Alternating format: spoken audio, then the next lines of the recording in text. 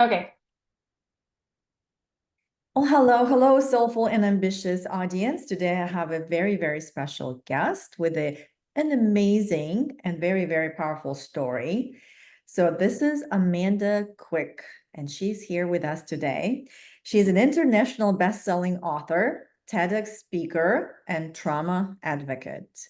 Her number one best-selling memoir, The Sex Trafficker's Wife, a story of truth, faith, and trust in self, shares her story of discovering the truth of the man she was married to and what it took to create safety in her and her children's lives.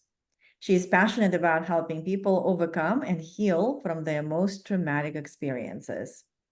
Amanda believes that change is always possible and that we must stand up, share our stories, and fight for the world that we want to live in.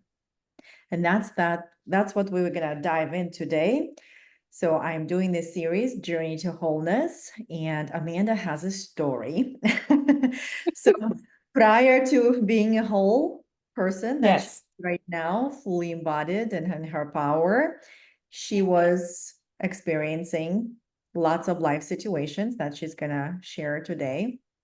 And we're going to learn a lot of amazing lessons from Amanda's story.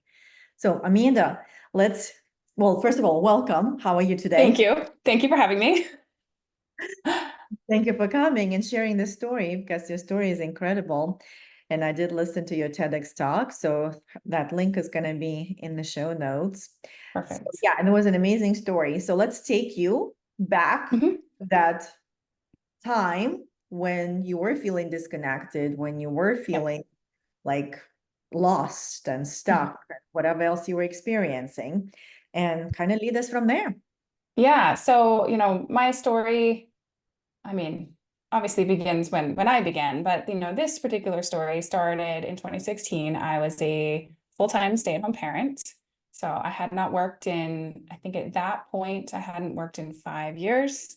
And I was fully immersed in new mom, motherhood, and everything. My entire life was just devoted to my kids. My husband at the time worked long hours, traveled a lot, was pretty disconnected from the family. We kind of lived our separate parallel lives. My responsibility was the house and the kids, and his was his job.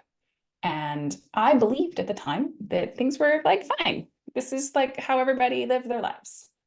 And I knew that I had kind of lost myself in momhood, but I didn't really know how else to be. This just seemed like the way you had to do it. And I was grateful that I had the ability to stay home. I had a lot of beliefs around my own childhood and growing up about the need for kids to have a fully present parent because I was raised by a single mom. I blamed my mom for my dad's absence, even though he was abusive. And so I was very, very focused on keeping the family unit together. That was my job, right? Was to keep everything together, fix all the things. I think many, many moms feel that way. And, I thought that this was just the season we were in, that it would shift and change, and that's the way life would go. And then one night, my husband does not come home from work. And he worked really long hours. He didn't answer his phone all the time. That was normal. And but not coming home was not. And by 2 o'clock in the morning, 5 o'clock in the morning, I'm panicked, calling hospitals, can't sleep. I've got three kids, 1, 4, and 5 in my house. Can't exactly like get in the car and go look for him either. And eventually I find him. It's 5 o'clock in the morning. I find him because I called non-emergency dispatch and they transfer me to the jail. And I was like, that's not Maria's. I'll call you back. But thanks for helping. Thinking there was no way. And the jail had him. He had been arrested for attempted human trafficking with a $250,000 bond. I about dropped the phone. Like, what? I didn't even know what it meant. My mind goes to this like Hollywood scenario. Yeah, Totally, huh? yeah. It is like a movie scene. Yeah. And I'm like Googling, trying to, and it's like, this doesn't make sense. He works in IT. Like, what? we're in the middle of like small town Colorado, like there's no borders. I totally didn't understand what the charge even meant. And I'm freaked out. I think like, am I in trouble somehow? Like that's where my mind goes because everything makes no sense. Yes. And I find out that, after a few days really of talking to the bond hearing and going to the bond hearing and eventually bailing him out and hearing his side of the story, what I find out is that there had been a sting operation, and the sting operation was offering children for purchase, looking for people who wanted to purchase children. And so there was an 11 and 14-year-old offered, and he wanted both. And he showed up. He had money on him, but he never went through with the transaction because they wanted the money up front, and that was outside of the normal operating procedure. And so he left and was arrested after he left the scene. His side of the story was that he has been soliciting adults his entire life, our entire relationship, unbeknownst to me, and that he had no interest in kids, but he wanted to figure out if it was real so he could report it. Mm. So all of this all of a sudden at once hits me, right? Yeah. My husband's admitting to soliciting adults, but basically infidelity in our marriage the entire time while I'm pregnant and breastfeeding our children. The courts are saying he's, soliciting children. And I'm sitting here going, I have to keep my family together because I have all these beliefs about my kids needing their full nuclear family in order to be okay because I wasn't okay. Mm-hmm. And I'm left with this, I don't know how to do this. Mm-hmm. I have spent the last 9 years with this man, feel like I know him. And so I can possibly be wrong about that. And spent the last 9 years shutting myself down little by little by little because I was not allowed to make a single decision without his input.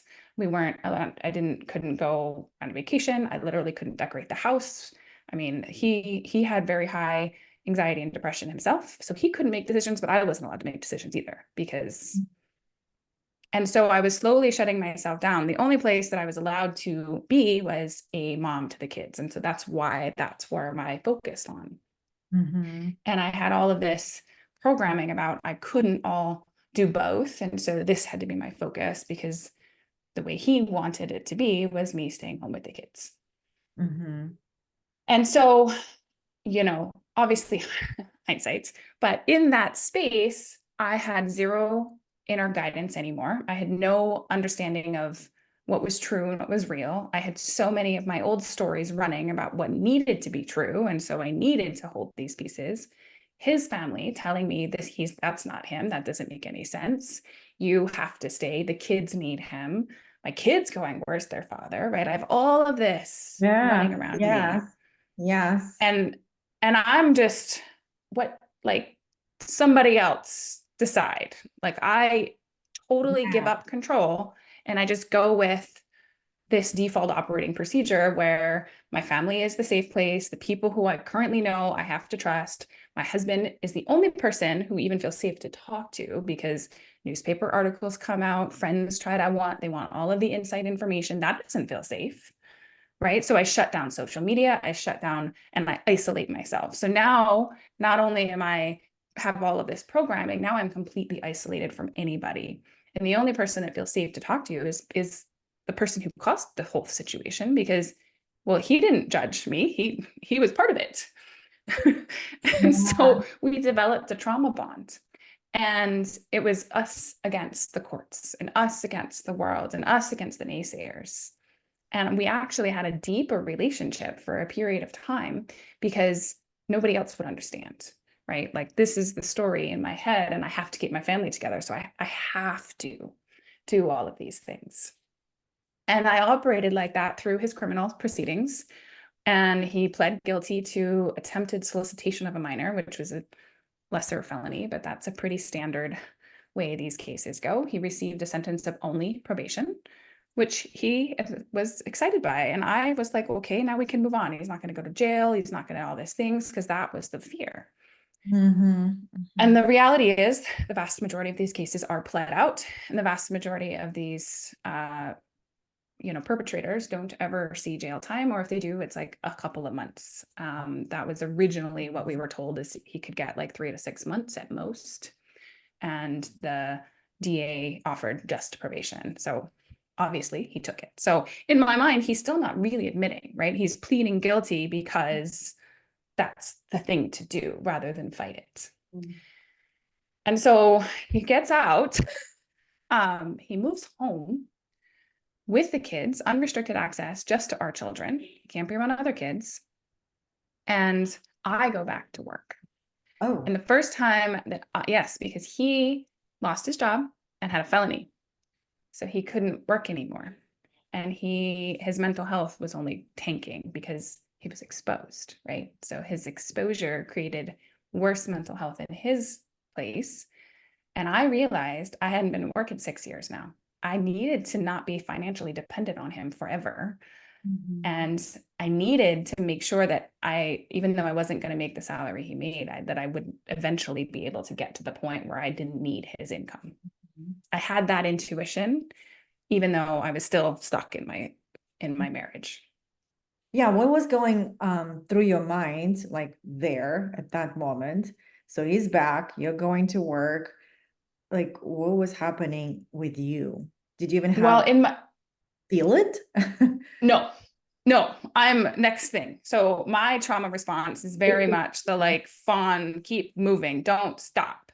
I can't stop moving. And that's since I was a kid. My mom used to call me, my birthday is March 4th. She missed March 4th, have to keep moving. Like I am the, poster child for the fawn response, where I just next step. And so even when all these things are hitting me, it's like, clear the noise. What do I have to do right now?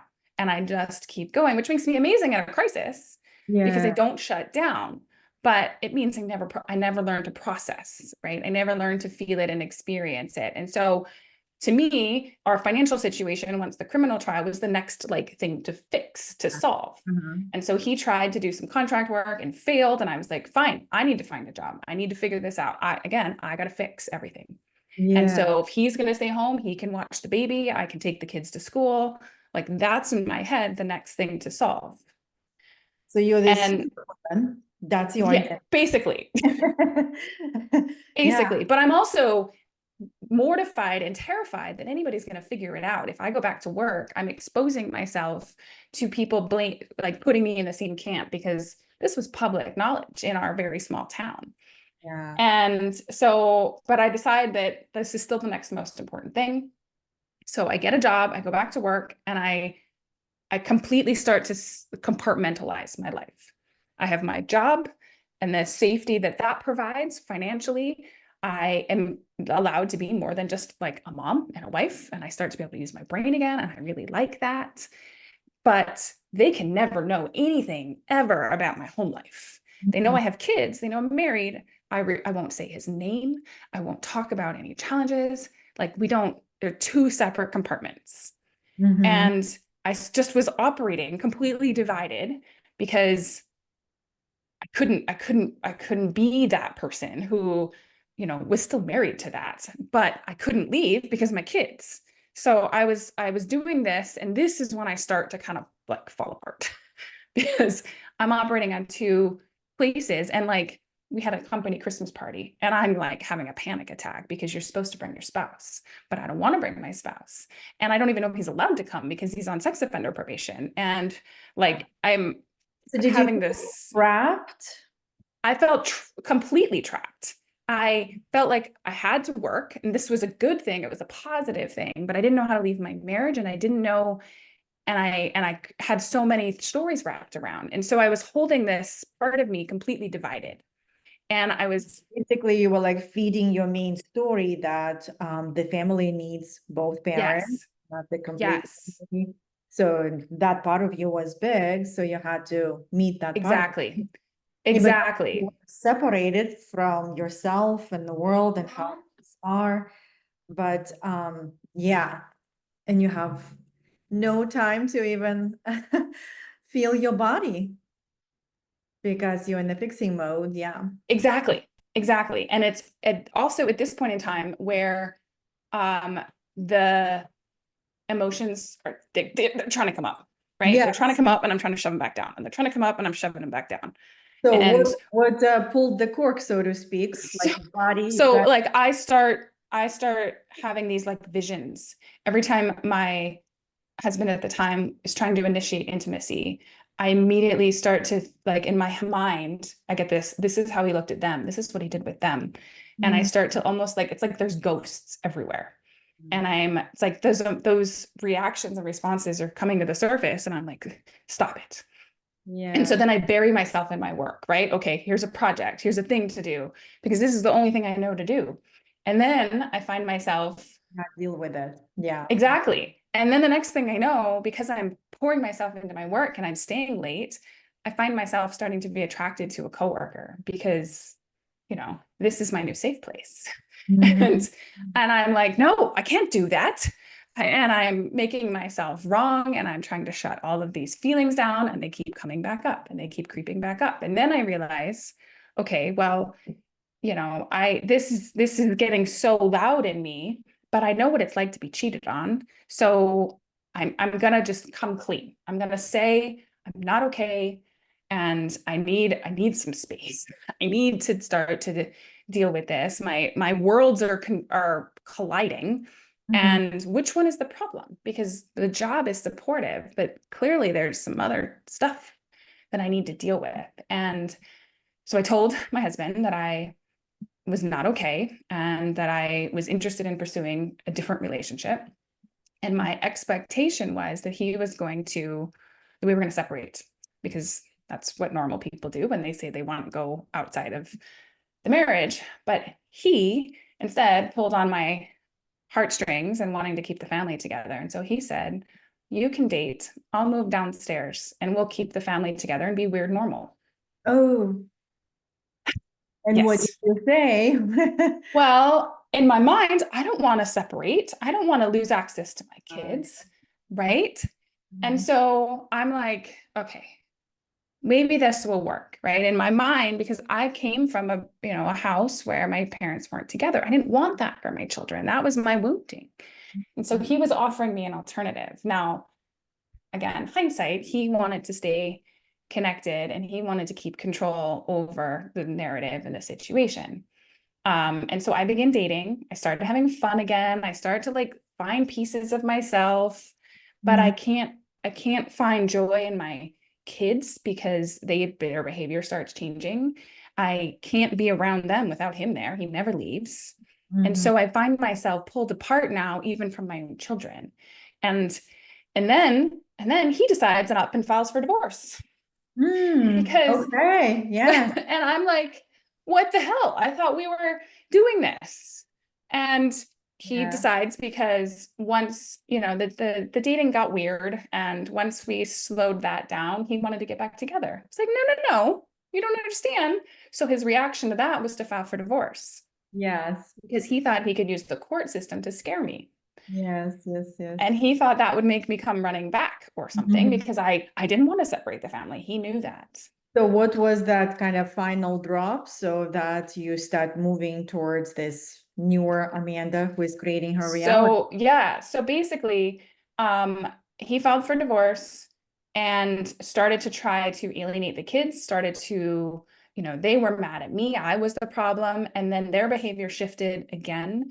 And they started exhibiting sexual grooming behaviors, and they started saying things that were inappropriate. And they started doing things that I went, wait a minute, this is something else is going on here.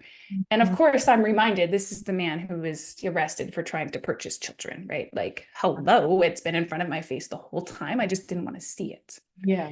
But in the middle of a high conflict divorce, it is very, very, very challenging to bring new accusations. And so I eventually called Child Protective Services. They were useless.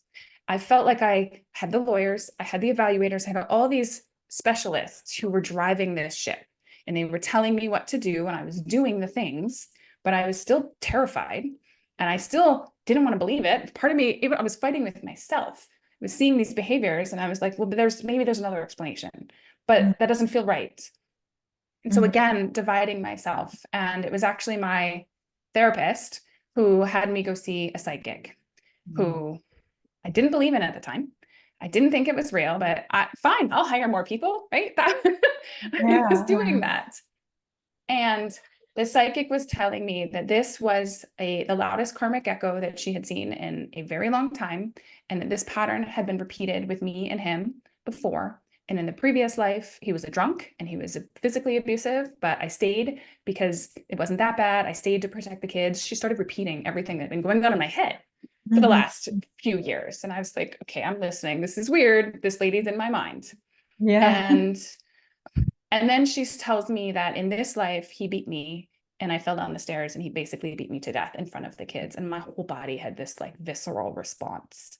And she said, that fear is what you need to get a hold of, because you are holding on to fear that's not in this life. Because he never laid a hand on me. He was very manipulative and he was completely gaslighting and, very deviant, but he was not physically abusive. But I was so afraid to face him, to stand up to him, to do anything. He was like, I even had like stalking behaviors. He'd walk up and down the street by my house. I was terrified of the man. And she said, you have to get a hold of that fear, because this is not then. And you have to choose. You are not, the reason you're sitting here is because you have not chosen. And I was like, what do you mean? Like, I'm doing all the things. I've hired all the people.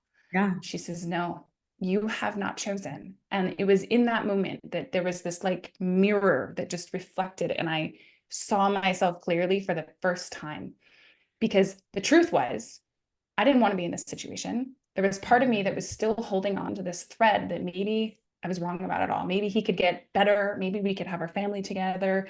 Maybe we, in some faraway universe, we'd even get back together. Like, that still existed. And I was so ashamed of even wanting that with all of the things in front of me. And I was so ashamed that I couldn't actually accept that this was true. I didn't want to believe any of it. Yeah. And I saw that because, yeah, walking a fear. exactly. Yeah. Exactly. Yeah. And so I was faced with this. And so she said, you have to choose to be done with him in any reality, any lifetime. And you have to be done with this pattern, because I believed that by staying or being part of his life, I could help him, I could heal him. And I think a lot of us do this, where, they're better with us. And so therefore the kids were better if they were together. But what I was doing was I was continuing a pattern that put me in danger and my kids by proxy. And I needed to finally choose that, and to see that he was only going to keep digging his hole deeper. And I could go off the deep end with him, or I could choose a different path. And I had to choose now. And you did not have any therapy during all this time, nothing, no support? I was in therapy, but it was really like this unloading. And even my therapist was like, I don't even know how, like, this is crazy, because so many things were happening and nothing was happening. And I think right around this time I was diagnosed with PTSD, because I was having panic attacks at every single interaction. I was still having to hand my kids over to him, because once the divorce process started, we did separate and we're transferring kids around. Yeah. And so, but I wasn't managing very well. And I wasn't still in the midst of it. There was like 4 times a week we had to transfer kids. So there was just this constant. Yeah, that is a lot. So yes, even just listening to your TEDx talk, I was just like, what? Right. How did you get through on the other side? It's amazing. Yes. So that's why I wanted you to be the guest. And Yes. So tell us. So she tells me, you haven't chosen. And I saw this. I saw the truth in what she was saying. I saw that there was part of me holding on to this hope that we would get back together, our family would be okay, that he would get better, all of these stories. And that if I would continue to go down that path, what would happen? She laid it out for me. And the other option was to choose to be done with this pattern, with him, with everything. And I said, okay, I'm done. She says, you gotta mean it. Okay. And I saw that, like, there's like this fork in the road, right? I could continue down the path I'd been going. I would end up with shared custody. My kids would continue the pattern and behaviors. I would likely manifest some illness. Something would happen. Like I saw it. And the other option was to cut all of it off, to no longer entertain any version of this where he is in our lives, where I am contributing in any fashion. We are focused on safety and security. That's it. And I said, okay, I'm done. And she says, okay, I can help you now. Okay. It was in this, like, it was just, let's move us to yes, the now. yes. How those And then she started telling me that there's more people who want to help you. Everybody knows somebody, and that yes, you've hired the people, but you're still hiding. And she was not wrong. Like I wasn't telling everybody what was going on. I was hiding within the hired specialists, right? Yeah, you were still doing. Exactly. And says you like respectfully call everybody, ask everybody, what would they do? Who do they know? How can they help? She believed he was still accessing porn. If I could get that proven, he would go back to jail. She had all of these other ideas, and just, you have to keep going. And, you don't fail if you don't stop, because you just keep moving. Yeah. And she said, there are people already connected who want to help you, but you have to give them what they can do to help you with, right? Yeah, and so, yeah, exactly. And so I had this realization that I had been giving all of my power to the system. I'd been saying I even remember when we hired the parental rights evaluator, it's like, okay, somebody else, a specialist, can tell me what to do, because I don't know how to put this together, right? And I had been doing that with everybody. Instead of saying, this is what needs to happen, how can you help me make it happen? So you were outsourcing your trust. Yes, I was outsourcing my trust, my power, everything. And so I flipped it. And so instead, this shit's not okay. How can you help me change this? How can we, and I started talking. I only wanted, because the most you can really say is supervised visitation. You can't say they disappear. So I was like, supervised visitation. He needs to get more help because he'd been diagnosed with personality disorders he was not getting help for. He had been not doing any of the disclosures that the court said. So I started just like, how do we do these things? And literally leaving that session with the psychic, I started talking to my friends at work. I started asking for help.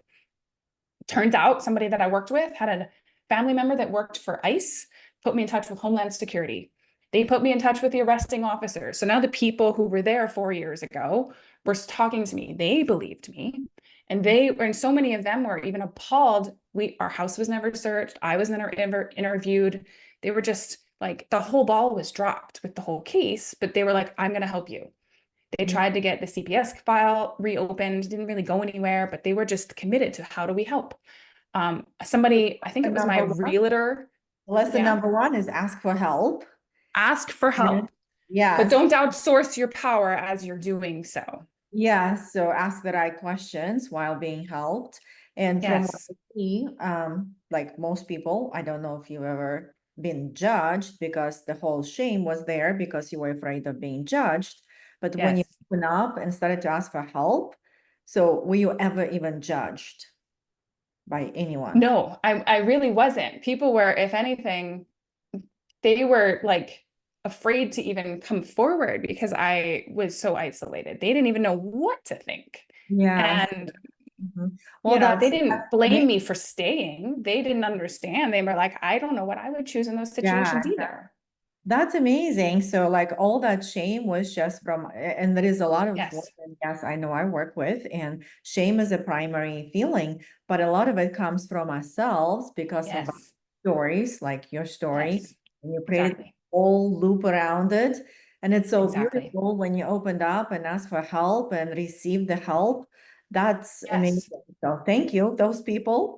Yeah. So everybody knows somebody. So every idea that anybody have, I called them. Everything they tried, and I just, not everything worked, of course not. But I had this belief that got installed that it was going to. And so the more I kept going, the more information I was gathering. And so I was basically evidence gathering at this point. And so we filed motions, and those motions didn't work. And so instead of panicking and saying, okay, I'm wrong, or this isn't right, it's like, no, I need more data. This didn't work for me. There's a reason still that I don't understand yet. And so I So, but changed the conversation with myself. you were already kind of like on that intentional like Yes. patient, because now you're asking Yes. the question, how it's going to be for me? And now you're expressing your desires. Like, yeah, Exactly. how do I want it for? Exactly. So yeah, Exactly. the power back and really just connecting to your desires. Yeah. Exactly. And I started listening to my Number two. kids and I started not blaming them for their behavior. And I started using this as more evidence and I started seeing them for these, being traumatized in a different way. And so the Um, things that they said, I recorded and I listened in a deeper way. And so it mhm. was just more and more information. So how can I reconnect? How can I support them through this the best that I can, while also gathering what I need to take the action I need to take? And so, I'm doing all of this. I'm still working full time. I'm still doing all of that, but this is my mission, right? This is my focus. And Yeah. I have full belief now that it's going to happen. I don't know if it's going to happen at this next hearing or the ones after that, but it doesn't matter because I'm going to make it happen and I'm not going to stop because I'm done. I'm done with this whole pattern and I'm Well, done with him. and that's really definition of faith. And that's what I see that you're Yes. expressing, because it's Yes. really believing before you Yes. see it in the physical results. So that's Exactly. tremendous, yeah, amount of faith Yes. that you had to learn. So which is amazing. And Yeah, is I mean, I had telling myself the truth and then having faith in myself to and trust in myself to actually make it happen. I mean, that's where the subtitle of the book comes from because yes, yeah. that's what I had to do. Those are the lessons I had to learn. And I had to, the story I'd been telling myself was my kids need to be okay and all this has to be together and then I'll be fine. But I was backwards. And I had to Yeah. take care of me first. I had to say, I'm not okay with any of this. I'm not okay with shutting myself down to exist in this relationship, to co-parent with this person. I'm not okay with that. I have to be okay. And that's actually what's going to make my kids okay because So they yeah, need a safe parent. you chose I matter, and that's where Yes. everything starts, because you become that Yes. compass for your family, but now you're true to Exactly. yourself. So that's what I see, the shift that is happening. So when Amanda was controlling and gripping and overdoing and fixing all of that, Yes. but that was just the extreme form of lack of trust, and lack of Yes. trust in self, and lack of trust Yes. in speaking the truth, because there is lack of trust. So that's Right. why, yeah, because there are so many women who have that controlling tendency, Yes. but what's really underneath that is the fear and Exactly. also lack of trust. But that's where Exactly. it starts. And hopefully we don't need to wait for this whole situation to happen. And we're just learning from yours. Thank you. Right. Exactly. Exactly. And Wake it up. just it was miraculous how fast things changed. And I Mhm. remember just like one thing after another. My evidence binder was 3 inches thick, and when we went to court, this was my opportunity to fully face him in a public setting. And I was able to speak my truth. Everything that, I had heard and witnessed came through me to the judge. And she was appalled by most of the behaviors. And the final hearing or the final orders actually gave him one last chance. He had a whole laundry list of things to comply with if he wanted to have access to the kids. Mhm. And he had most of his visits completely stripped until he did those things. And if he did them, he could see them. If he didn't, he would get supervised visitation. And I knew he was incapable and unwilling and did not a single thing on the list. And synchronistically, divine timing, the COVID pandemic hit literally 2 weeks after the final Oh, hearing. wow. And so they were never quarantined with him. Everything, the world shut down. And it really supported, Mhm. our healing process because about a month and a half after that hearing was the last time we've now heard from him, which was now 4.5 years ago. And he hasn't paid a dime of child support, hasn't tried to contact, hasn't, no phone calls, no emails, no nothing. Just poof. Ah, yeah.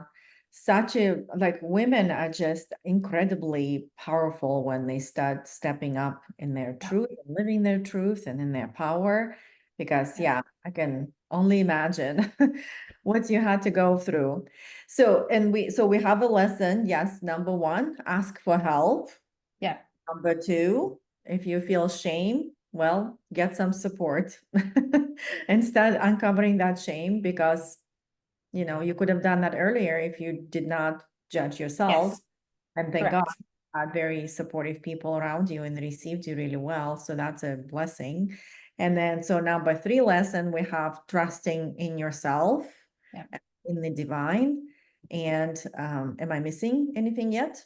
There was the faith, even when it hasn't happened yet. Yes, the faith. Yes. So yeah, it's like miraculous shift. And that's what the faith is, really. Faith is the miracle. So when you Yeah. start really believing, but also know what you want, I guess that would be Yes. number 5. So like really start Yes. your desires Yes. and Yes. declare. And I started asking out loud. I started, reading about manifesting. I started speaking my truth and what I was creating and believing it without any evidence. And that's the hardest part of it all, is we have to believe before it happens. And we have to really believe before it happens. Yeah. But Yeah. that's where that faith comes in. Yeah. So what helped you to really believe? I feel like I've being seen so clearly, and not in a judgmental way, you got to look at what you're doing here. What I realized is, in a sense, I had been a co-creator of this situation. Mhm. And That's so, realization. Yeah. So coming from that victimhood mentality and right, like really own it, that like I actually co-created this. yeah. And like I could have left him in jail and left, right? Like I made that choice. I Yeah. didn't. I made the choice to pull him out. I made the choice to stay in the marriage. Like I co-created this experience, Yeah. and I That's had to take accountability for that. Mhm. And But what if is I created, but if I created that, I can create something else. And seeing that Mhm. allowed me to, okay. And then succeeding, I now hold the belief I can literally do anything because Yeah, I succeeded at this yeah, impossible I agree. situation. Yes. And it's like, once you start to see that you're a co-creator in your reality Mhm. and you're contributing to the outcomes that you're experiencing, whether you like them or not, we Mhm. all manifest all day long. Mhm. And Yeah. it's a constant. And so owning that and being accountable to the choices we've made and the consequences we live, right or wrong, good or bad, doesn't matter, allowed me to realize that I could create something new. And I had full faith in my ability to do so because I could see where I'd already done it. Oh And I yeah. could use even the negative creations to create something positive with it. And I Mhm. carry that. And I look back at the entire experience. And yes, like I wasn't the catalyst for him getting arrested, but I stayed and I made the choices to stay. But I can actually hold gratitude today for that, Mhm. because I have these huge lessons that I got to live and feel and know that I Mhm. carry with me today. And I wouldn't have that. I'm not somebody, unfortunately, who reads a book and learns a lesson. Like, Mhm. Yes. I Yeah. That I makes wish sense. sometimes I could, but I Yeah. don't work that way. That's why we have And life. That's the best right, book.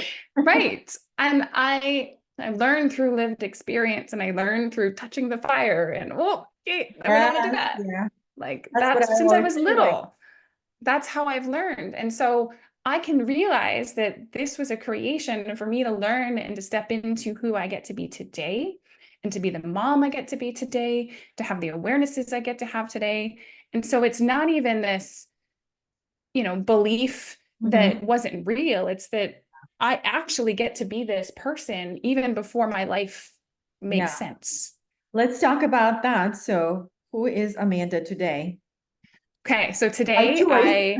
By by choice. choice, Yeah. yes. So I was called to write my story, to speak my story. So I've written and published my memoir, and I, became a #1 bestseller. I took my story to social media. Like I went full out there and said, "Hey, guess what happened to me?"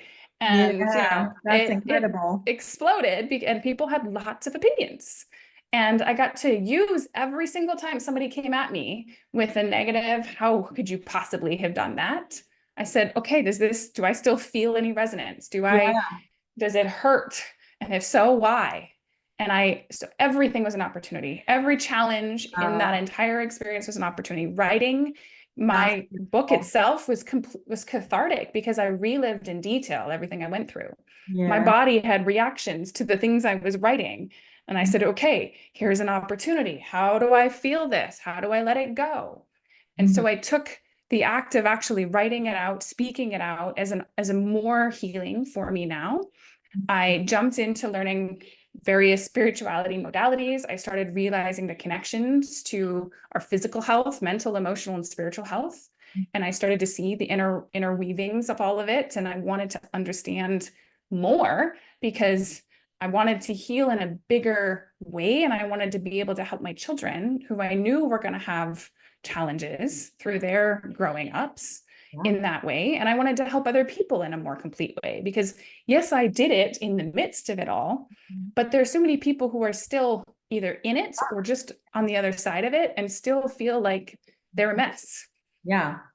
So can we backtrack a little bit if Yeah. you don't mind sharing maybe just some steps or like some process, because this is pretty courageous. Yes, like getting yourself out there, not just, but everybody who points at you, you take that as an opportunity to heal. Yes. Like, can you take us in some steps that you had to Yeah. take what helped you? Like, okay, you hear this comment, your body reacts. What does Yeah. Amanda do? Okay. So the one that's coming to mind, I took my story in like short reels, right? One post, Mhm. one a day, Mhm. part one, Yeah. part two, all that, right? So people were following and Uh-huh. I got to a point where I said, like, I bailed him out, and then I got a response, a message or a comment, you should lose your kids too. You're just as bad, Yes. right? And I had this moment where it hit me. Mhm, mhm, And there was part of me. And so what I've learned that if it hits you and you mhm, have an emotional response to it, mhm. it's because part of you believes it's true. Part of you believes there's some element of truth in there. And Mhm, so I went, why do I think that? Like, what's under that? And so mhm. you have to like be in it. You have to be willing to sit there Yeah. in that feeling instead of shove it away, Mhm, but being willing to sit there. mhm, Okay, where am I still holding on to this belief? I put my kids in these situations. I chose him in the first place, mhm, right? Yes, I'm accountable to that. But do I really believe that I should lose my kids too? No, I don't believe that. mhm, But I definitely feel this sting that I put my kids' safety on the line. mhm, mhm. And I need to feel that and feel what that means and also recognize I'm operating with the best that I could at the time. I was Yeah. operating with my own wounding. I need to have compassion and grace for myself, Mhm. just as I was looking at somebody else and saying, we're all doing the best. We're not any of us perfect, any of us not ever cause harm. No, of course not. Yeah, yeah. Yeah, exactly. So that was the best that you knew. So yeah, So exactly. So I can have basically, grace for myself. I that, can feel that in myself and I can say, and today I'm a better mom because of it, mhm, right? I'm a better mom, more compassionate mom because I really get it. And I can really get it when my kids are struggling or my kids hurt somebody's feelings or kids have this reaction and response. And I yeah, wouldn't actually have that ability if I didn't have my own lived experiences. And yeah, so I don't actually believe I should have lost my kids. Yes, I had some stings about I should have done better, but I don't need to hold that shame because I've transmuted it. I've alchemized it into something else. And yeah, so then I could look back and go, okay, thank you. Thank you for showing me where I was still holding on to something. And what was even more fascinating is the more of that work I did, the more other people would jump on those comments and defend me. I didn't have to say anything. mhm, And good. then the way Facebook algorithms and TikTok algorithms work is the more people commenting on the comments, the more the videos blow up. And Yeah, so I didn't delete any of it either. I let them be exposed for who they were. yeah, yeah, And exactly. I allowed myself to use it. And then I was said, thank you. Thank you for blowing up my videos. I really appreciate you. Yeah. because you've shown me where I was still holding on to things and what I can do to help shift that in myself. I can move the emotions because sometimes those emotions need physical movement. So if I need to go out into the forest and scream, that's my favorite way to get rid of anger. If I need to go for a run, if I need to physically move, or I just need to have a really honest, compassionate conversation with myself, if I need to go hug my kids and thank them for the lessons they're teaching me, whatever the thing that I need to do to move it. Thank you for showing me that. And thank you for also helping me reach more people who do resonate and need to see my messages. Yeah, that's incredible. So, and yeah, what you described, I'm a somatics coach. So that's exactly the somatic process. And that's awesome that you used it and it worked for you. And thank you for sharing it because, yeah, that's incredible. And that's exactly what brought you back to your power. Yes, It just exactly. really made you even more powerful because yeah, now nothing can stop you because when you can sit with your most horrible feelings Mm-hmm. and emotions, with all this drama that you had to go through, yeah, there is nothing can stop you because usually what stops us is how we feel. Right. And if we don't Right. build that resiliency for feelings, yeah, we can find so many excuses not to move forward, but really it's just coming back and reclaiming your power.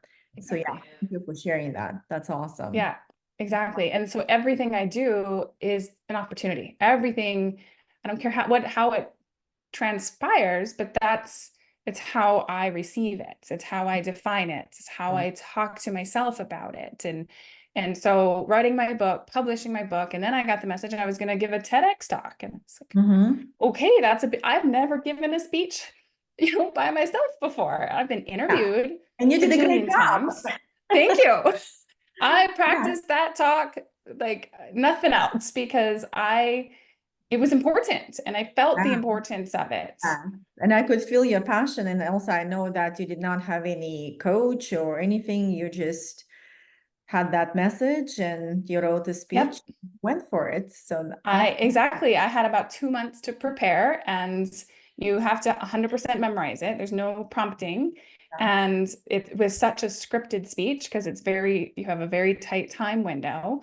And so I practiced every day, multiple times a day. And I didn't even know what I was doing at the time, but I started practicing while I was running. So I was doing muscle memory to help me remember it. Mhm. And I practiced in front of my local Toastmasters group. Oh I, yeah, you I'm a know, Toastmaster. yep, I have a meeting tonight, but I practiced and practiced in front of and everybody, and I knew it so well that it didn't sound rehearsed because I knew it beyond that. Yeah. And I realized if I had any nerves, I didn't want to lose my words, so I wanted to really, really know it. And Mhm. that's what I did. And I delivered it live in February. It took them 6 months to publish it, but when you reached out and you said, "Hey, is it published?" And I said, "No." Yeah. Oh, wait, they just did. Yeah, that was incredible. August 8th. So yeah, Yep. that just got Yep. published. Congratulations. Yeah. Thank you. Thank you. I am just in awe with your power and what you can do when you are in your power. That's incredible. So thank you for living that truth and showing how Thank powerful you. we are in co-creating, especially what we want. Yeah. Because Thank the you. first question is, like you said, start with yourself. I matter. What do Mhm. I want? And then Exactly. from that, do the work.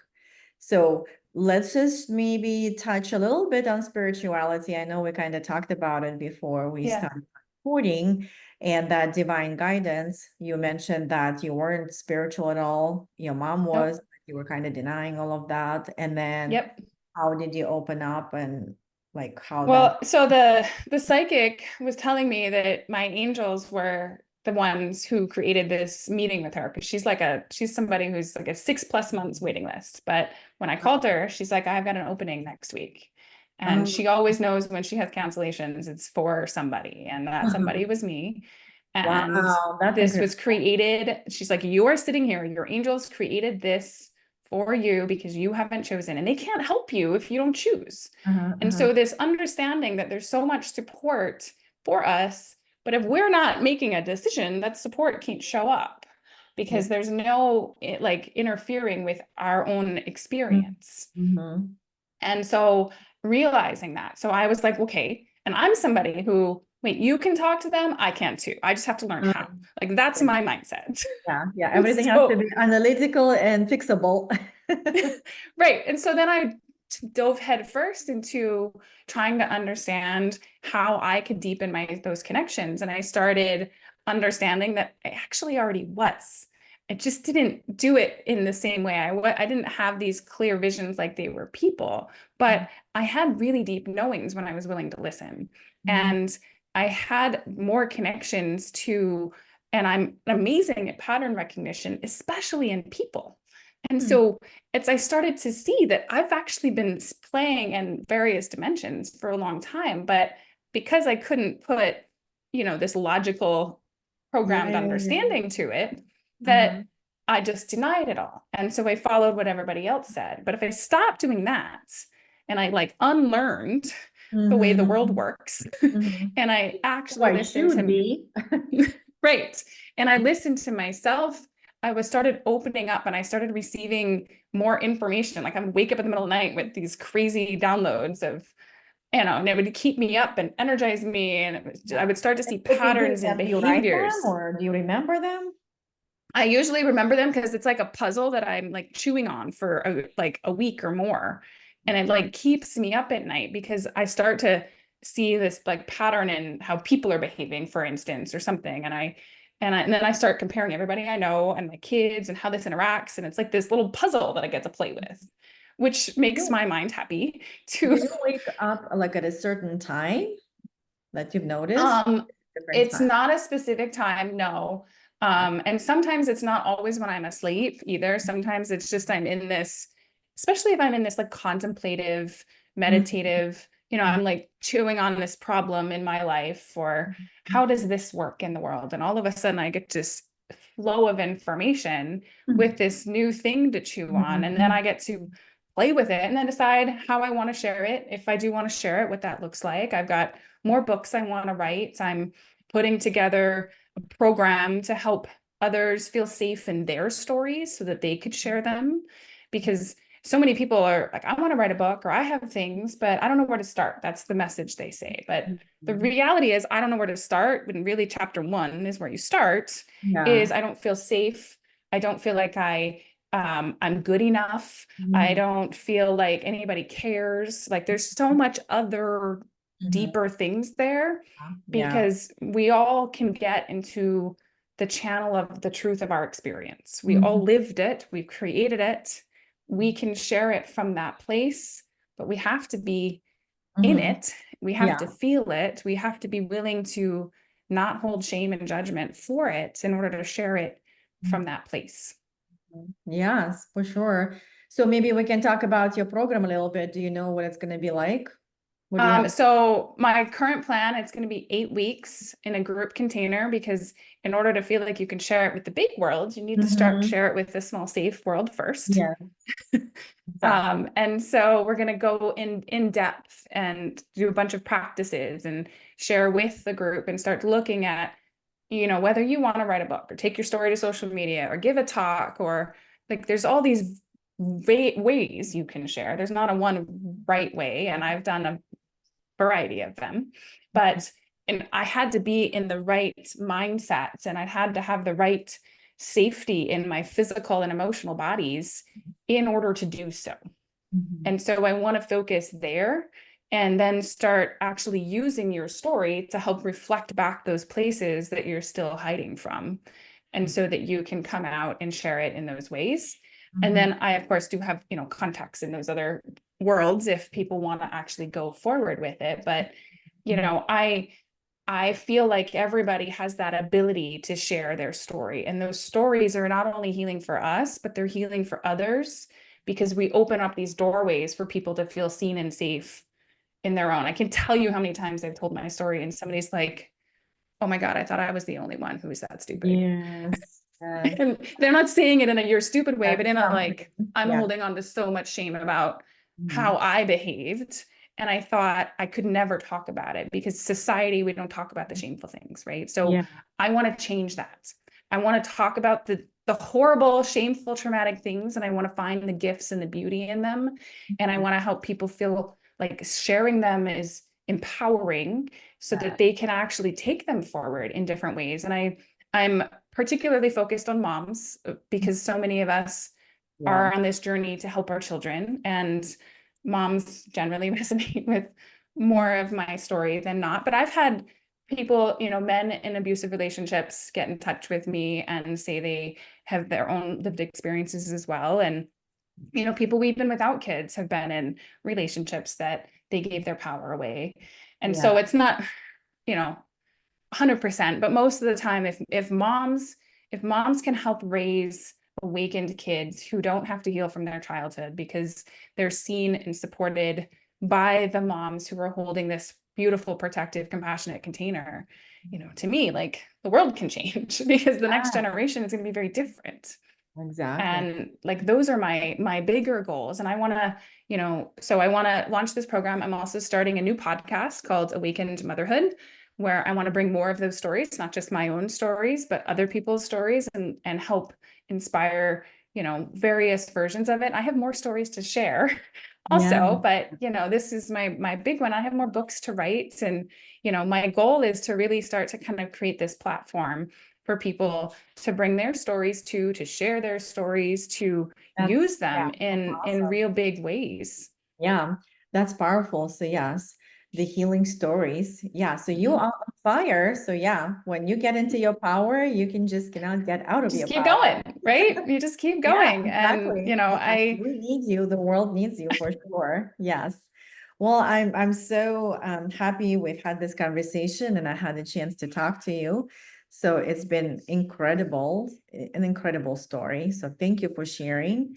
Thank you for getting to your strength, to your power, and healing yourself, your family, and your world. So what's the happy ending for now? Are you remarried? I am. I Yay! am. People think Also I'm crazy, open, but I am also remarried. open to love. See, like, you don't Yep. have to go through all of that and then get angry, No. close your heart, and blame the entire world. So that's Correct. the power of healing Correct. work from inside out. You can open Correct. another relationship and And create a, he's the opposite in so many ways of my previous husband. because He's you're a different. Of course, he's going to be up. Right. He's a yoga teacher. I met him in a spiritual retreat, like, very, very different energy. He's an emotionally available, aware man. And I have Oh, three because look at boys. you. But I have three boys, so it's huge to have a male role model for me, for them. Yeah, but you're worthy. So yeah, Thank you. yeah. Thank you. I will tell you, Amanda means worthy of love. And that is the lesson I've had to learn. Yes, yes. That's beautiful. Well, so where can people find you and also join your Yes. program? So tell us Yeah, that. so my website, amandaquickhealing.com. So that has everything on it. If you want my book, it's thesextraffickerswife.com. And then the TED Talk is also embedded in my website, or you can find it on the TEDx YouTube page. I'm also on all the social medias, Amanda Quick Healing or the Sex Trafficker's Wife. And I am, super reachable. People, feel free to email me, get in touch.